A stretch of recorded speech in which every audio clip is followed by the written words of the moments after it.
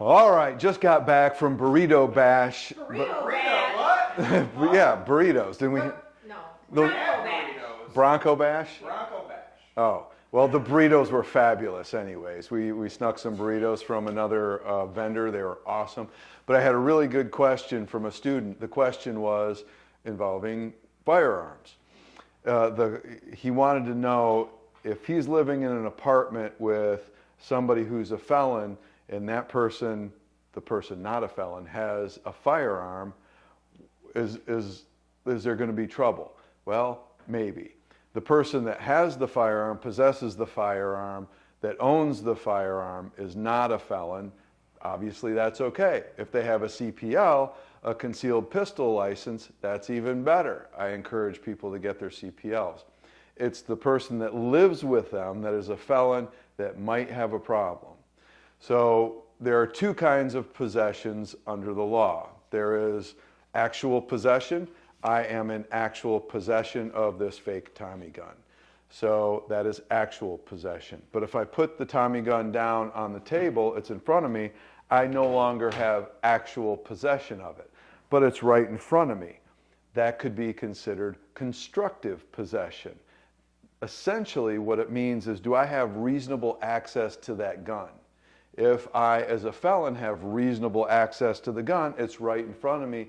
I can pick it up and do a Tommy gun spray. That's bad. However, if that situation occurs where one person legally has a pistol or a firearm and another person in the residence cannot possess, or they're a felon and can't possess a firearm, then my suggestion is, number one, get the firearm out of the house, if that's not a possibility. Number two, lock that firearm up in a safe, and if it's a bigger gun, a bigger firearm, you're going to have a bigger safe, and the individual who is a felon should not have access to that, should not have the passcode to it, should not be allowed to enter with a fingerprint.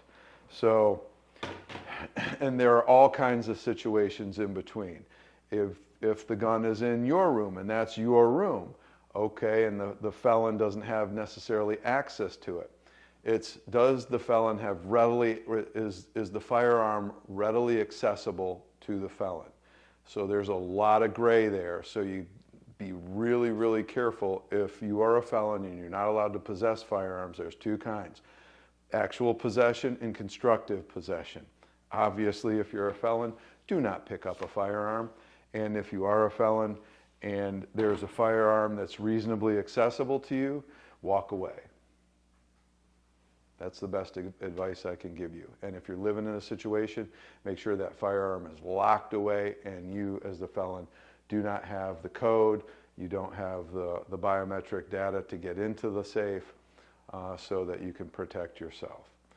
If you need help, give us a call. We're here for you. Bronco Bash was fabulous. It was a lot of fun. Janet and Jeff helped out. Janet spearheaded the thing, as with most things, and Jeff and I just kind of tagged along and helped her out. But it was a lot of fun seeing all the students.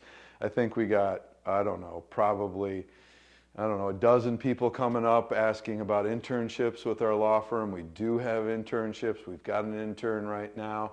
But that will end. That's the nature of internships, and we'll need another one. So if you are interested, obviously look us up on our website. There's a career page. You can submit your resume, and hope we see you there. Bronco Bash was a big success. Next is Com University. Woohoo! September 26th. All right, we'll see you there. Thank you.